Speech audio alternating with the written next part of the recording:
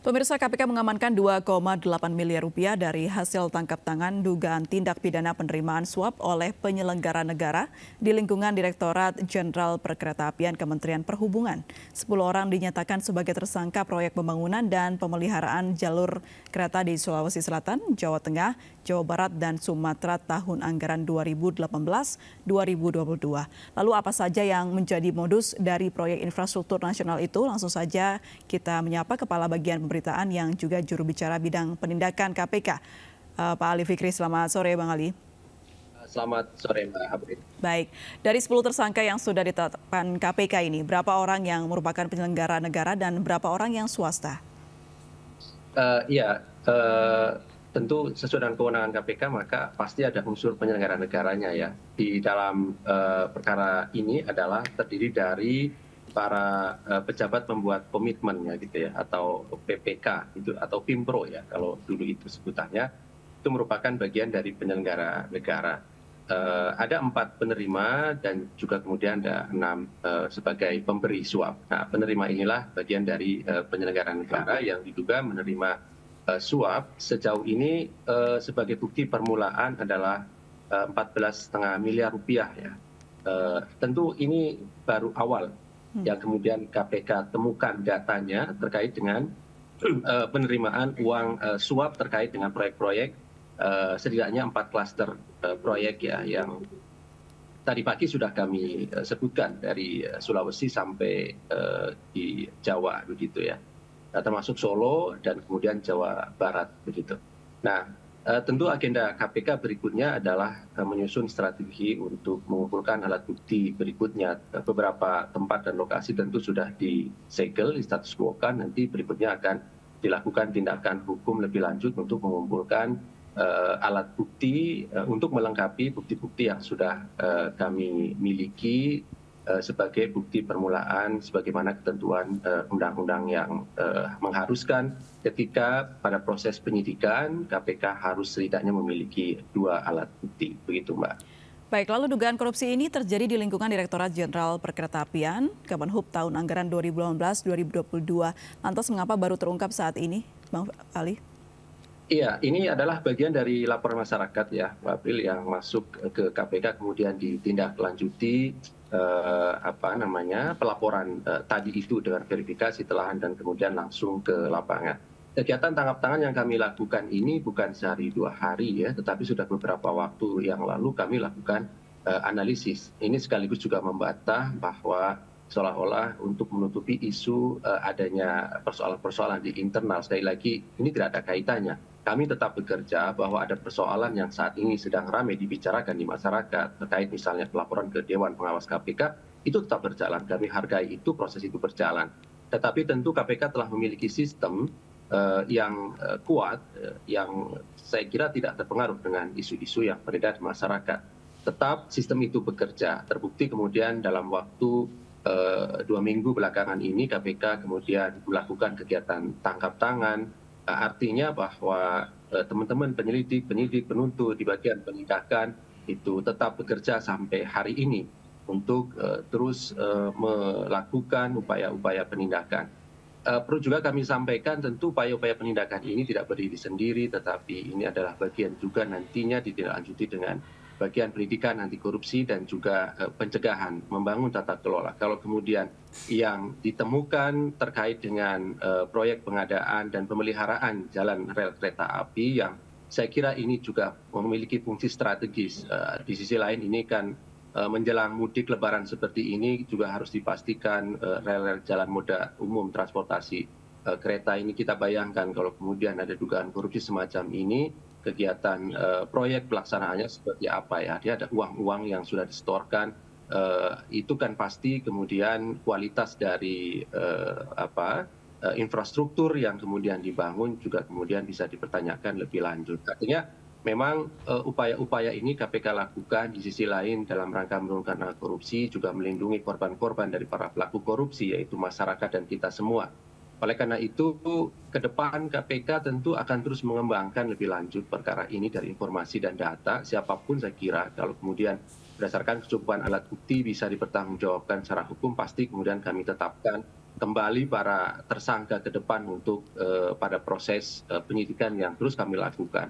10 orang yang sudah ditahan tentu secara undang-undang kami memiliki batas waktu maksimal 4 bulan harus segera dilimpahkan ke pengadilan tindak pidana korupsi untuk para penerima, tetapi minimal bisa 2 bulan juga selesai untuk para pemberinya untuk disidangkan, sehingga nanti fakta-faktanya juga bisa terungkap lebih lanjut pada proses-proses persidangan apabila ketika proses penyidikan ini kami belum mendapatkan informasi dan data lanjutan misalnya seperti itu. Tapi tentu harapannya dari proses penyidikan kami berkomitmen untuk menuntaskan seluruh informasi dan data yang kami miliki untuk mengembangkan lebih lanjut sehingga siapapun yang bisa dipertanggungjawabkan secara hukum sebagai bagian dari pelaku yang merugikan masyarakat, yang merugikan kerugian keuangan negara, yang merugikan kita semua sebagai korban korupsi harus kemudian dipertanggungjawabkan secara hukum di bawah pada proses peradilan gitu. Bang Ali, kalau kita telah lagi bagaimana proses penangkapan ini, lokasi penangkapan di Jakarta dan Semarang. Lalu apa hubungannya korporasi yang terlibat dengan proyek infrastruktur jalur kereta di Trans Sulawesi? Iya, ini sebenarnya ada 4 proyek ya, ada 4 proyek dari Trans Sulawesi, kemudian di Jawa bagian tengah, Jawa bagian barat, dan juga sebidang Jawa ya di daerah Jawa gitu ya, Jawa Sumatera.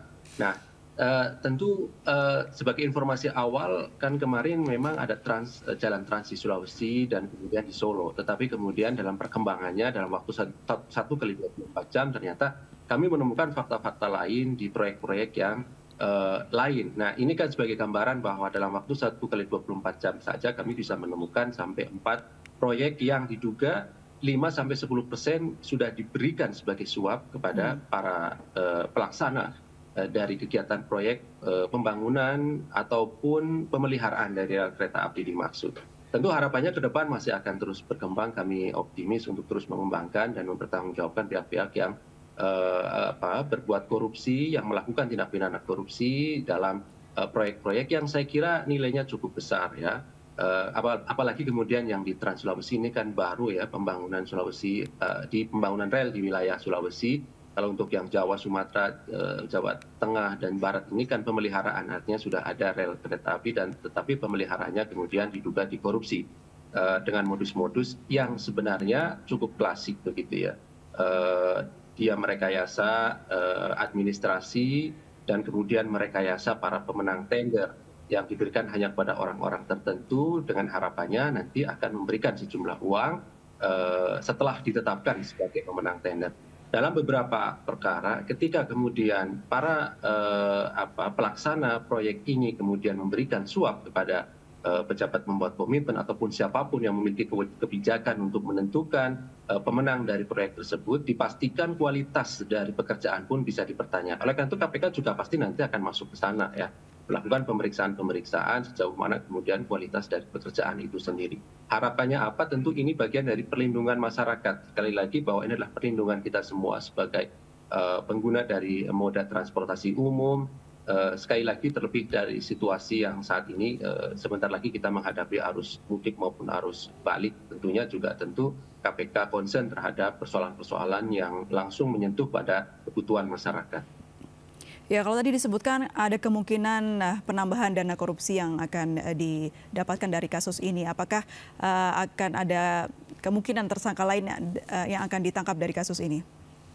Iya, terbuka lebar saya kira kemungkinan pihak lain, karena kalau kita memiliki pengalaman dalam penanganan perkara itu, pelaku korupsi tidak hanya 1-2, bahkan dalam kasus ini kan berjamaah ya, lebih 10 orang ya. Dan saya kira ke depan karena ini 4 proyek, saya kira sangat dimungkinkan pihak-pihak lain bisa dipertanggungjawabkan dalam perkara ini.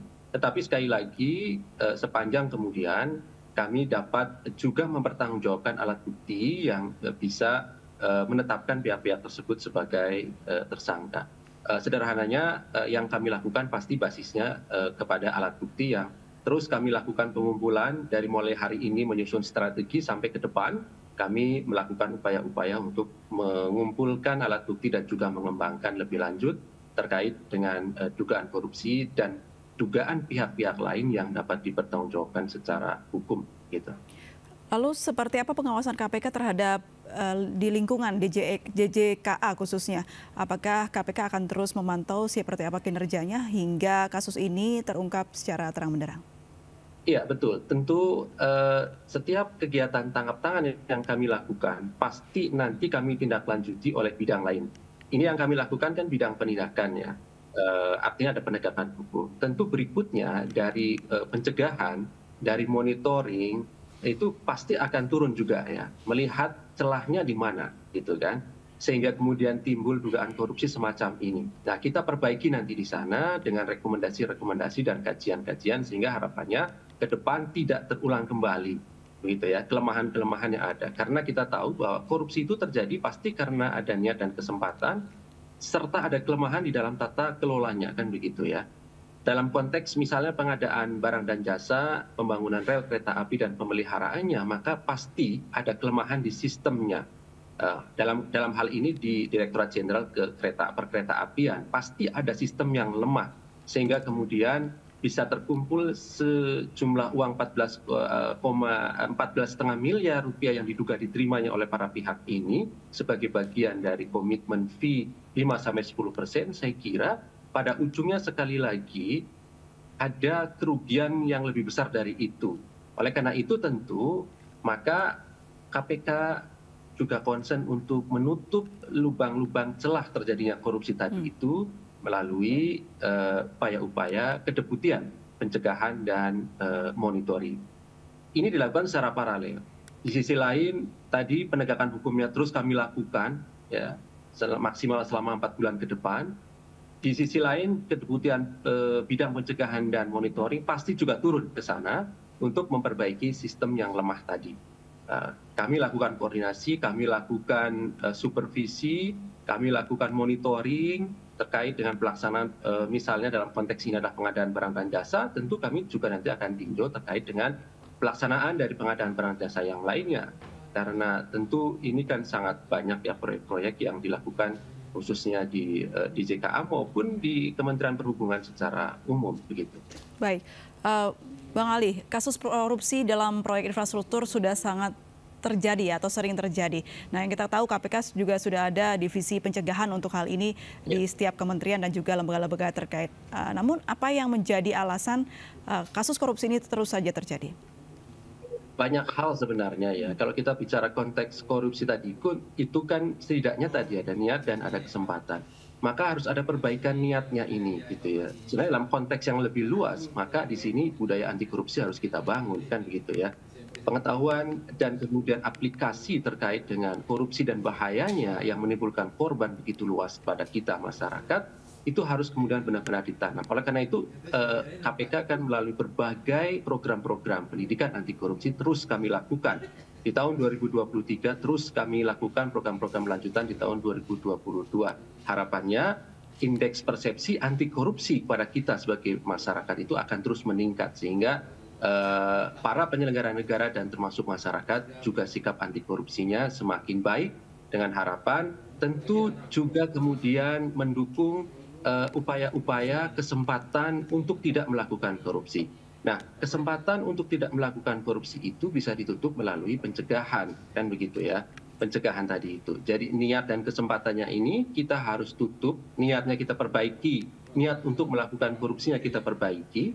Kemudian yang kedua, celah untuk kesempatan siapapun untuk melakukan tindak pidana korupsi juga kita harus tutup. Nah, yang ketiga, ketika kemudian ini dilakukan tetapi masih juga dilakukan, maka sebagai efek jerah melalui penindakan. Salah satunya dilakukan dengan tangkap tangan semacam ini yang kemudian KPK lakukan. Harapannya ada efek jerah.